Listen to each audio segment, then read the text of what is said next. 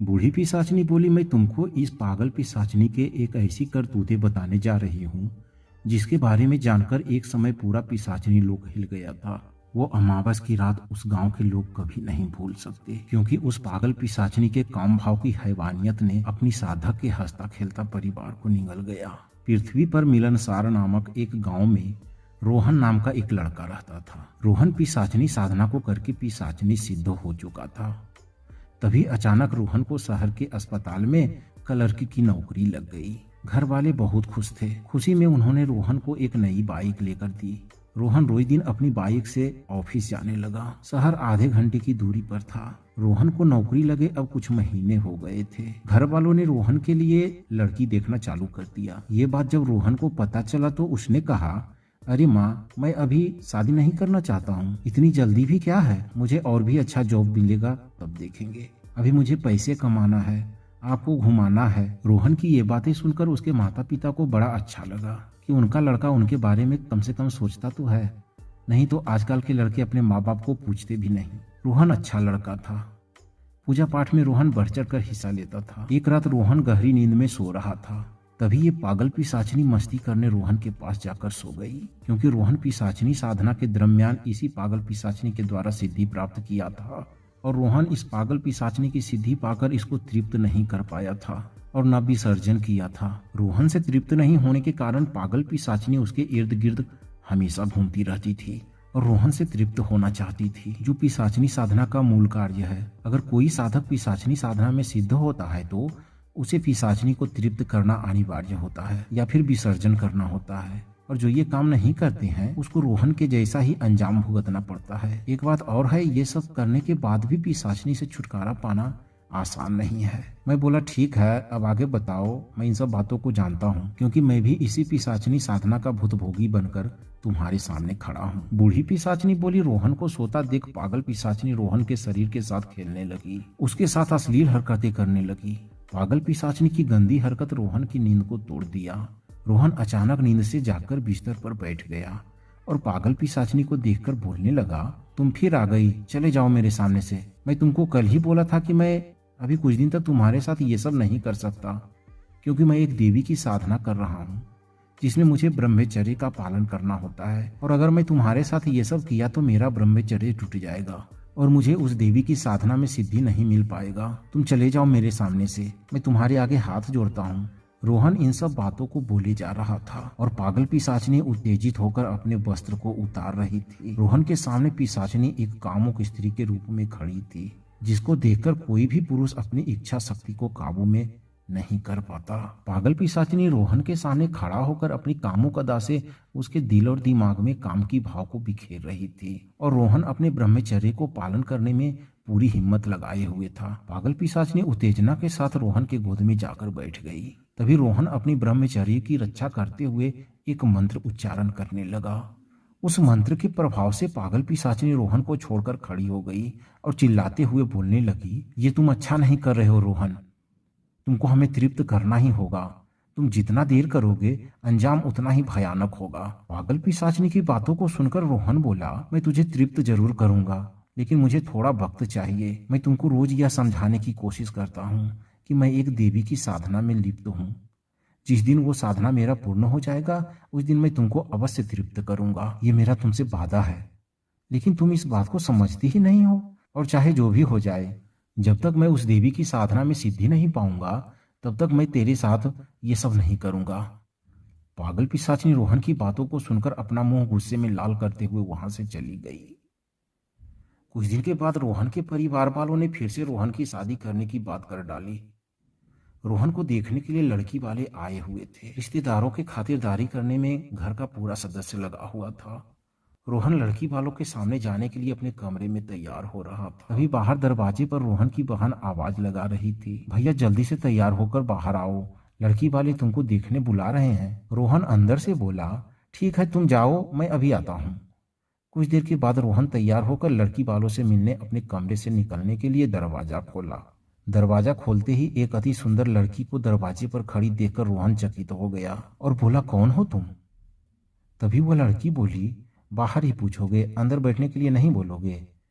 रोहन थोड़ा सा जगह देते हुए उसको अपने कमरे में प्रवेश होने के लिए कहा।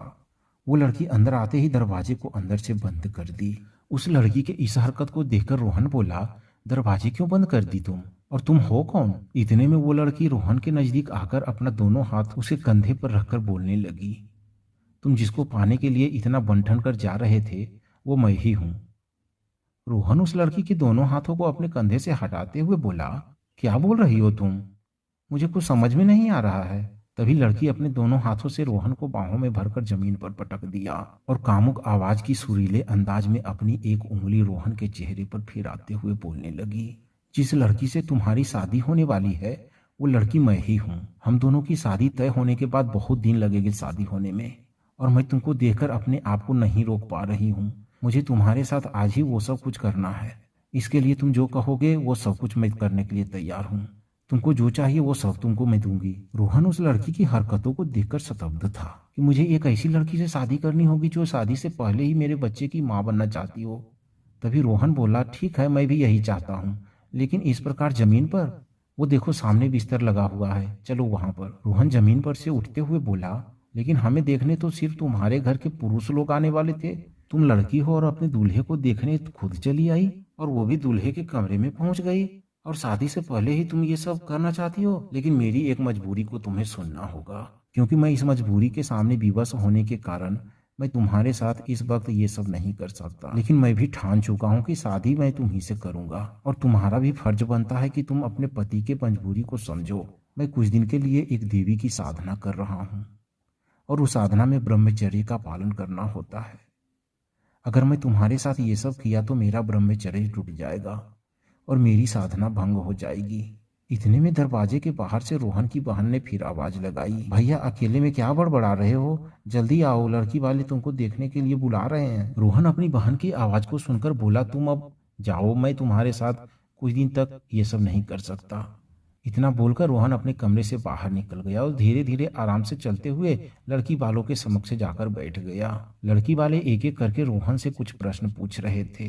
रोहन पढ़ा लिखा लड़का था। लड़की वालों के प्रश्नों का उत्तर सही शब्दों में दिए जा रहा था।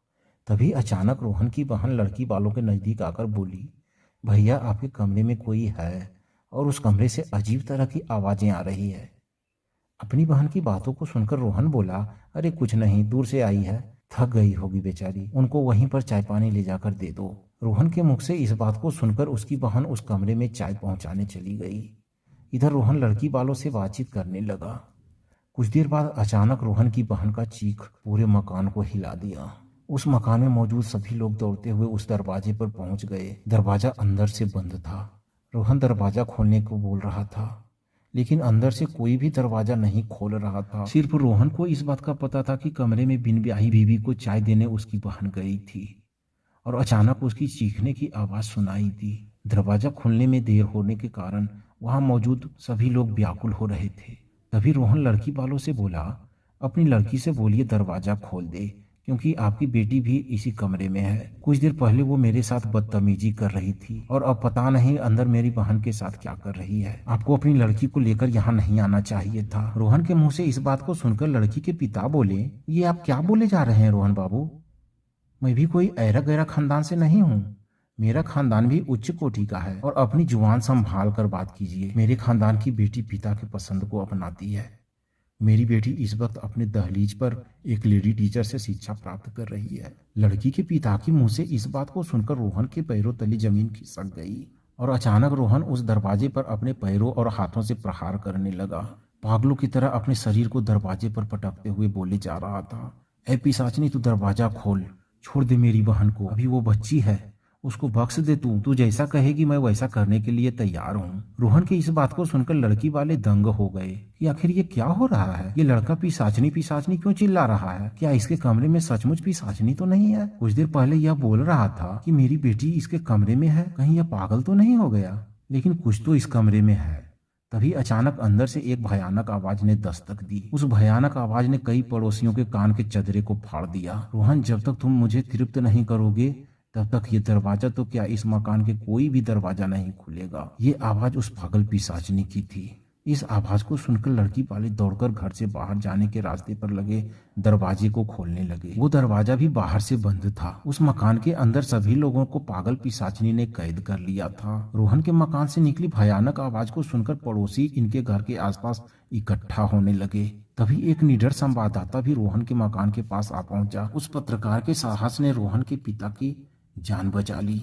उस पत्रकार का नाम मनीष कश्यप है सुरेश। अगर पृथ्वी पर मनीष कश्यप के जैसा 4 पत्रकार भी हो गए तो पृथ्वी को स्वर्ग बनने में देर नहीं होगा सुरेश। मैं बोला, अब ये तुम बीच में पत्रकार मनीष कश्यप की इतनी तरफदारी क्यों करने लगी? हाँ मैं जानता हूँ उसको, लोग उसे सनो बिहार बोलते हैं। तुम आगे बताओ क्या हुआ? बूढ़ी पिशाचिनी बोली, उस मकान के अंदर सभी लोग डरे हुए थे। रोहन के माता पिता रो रो कर बोले जा रहे थे, मेरी बच्ची को छोड़ दो, मैं तुम्हारे आगे हाथ जोड़ती हूँ। तभी पिशाचिनी अचानक दरवाजे को खोलकर बाहर निकली और विलुप्त हो गई। तभी रोहन दौड़कर उस कमरे में पहुंचा। उस कमरे में पसरा खून और मांस का टुकड़ा चिल्ला चिल्ला कर अपने भाई को आवाज दे रही थी, भैया मुझे इस पागल पिशाचिनी से बचा लो। तभी अचानक उस मकान के अंदर एक आंधी चली और पागल पिशाचिनी उस आंधी को खत्म होने से पहले घर में उपस्थित सभी लोगों के हाथ पैर को बांधकर बीच आंगन के चारों तरफ खड़ा कर दिया। और रोहन के बदन का सारा वस्त्र अपने कब्जे में लेकर पागल पिशाचिनी बोली, तो अब तुम तैयार हो जाओ। घर के सभी सदस्यों के सामने रोहन का चीरहरण हो रहा था। पागल पिशाचिनी अश्लीलता के हदों को पार करते हुए रोहन को जिंदा चबा गई। वहां पर उपस्थित सभी पुरुषों को पागल पिशाचिनी के कामोत्तेजना ने जान ले ली। पागल पिशाचिनी का अंतिम शिकार थे रोहन के पिता। रोहन के पिता को जब पागल पिशाचिनी अपना शिकार बना रही थी, तभी पता नहीं रोहन के छत को फांदकर मनीष कश्यप और उसका कैमरामैन अपनी निडरता को दिखाते हुए उस जगह पर अचानक प्रकट हो गया और गमछा से अपनी आंखों को ढककर पत्रकारिता करने लगा। मनीष कश्यप की पत्रकारिता एवं अपनी हरकतों को कैमरे में कैद होते देख पागल पिशाचिनी कैमरामैन से कैमरा को तोड़ते हुए बोली, ऐ पत्रकार, बंद कर अपनी ये नौटंकी, अब तुमको मेरे हाथों से मरना होगा। पागल पिशाचिनी की इन बातों को सुनकर मनीष कश्यप बोले, मैं आपके हाव भाव को देखकर समझ गया था कि आप एक पिशाचिनी हो और आपके सामने ये जो उत्तेजना के शिकार हुए लोगों के चीथड़े पड़े हैं, आखिर किस गलती की सजा दी हो तुम इन्हें? पागल पिशाचिनी बोली, तुम एक पत्रकार हो, मैं तुम्हारे जरिए पृथ्वी पर रहने वाले मनुष्यों को ये बताना चाहती हूँ कि जो भी साधक मेरी साधना को करेगा उसे मुझे तृप्त करना होगा। जो मेरी इच्छा को पूर्ण नहीं करेगा उसके साथ यही अंजाम होगा। इतना बोलकर पागल पिशाचिनी वहां से विलुप्त हो गई। बूढ़ी पिशाचिनी की बातों को सुनकर मुझे उसकी बातों पर यकीन नहीं हो रहा था। तभी मैं बोला, कहीं तुम मुझे कोई मनगढ़ंत कहानी तो नहीं सुना रही हो? बूढ़ी पिशाचिनी बोली, अब तुम चाहे जो समझो, मुझे जितना पता था उसके बारे में मैं तुमको बता दी।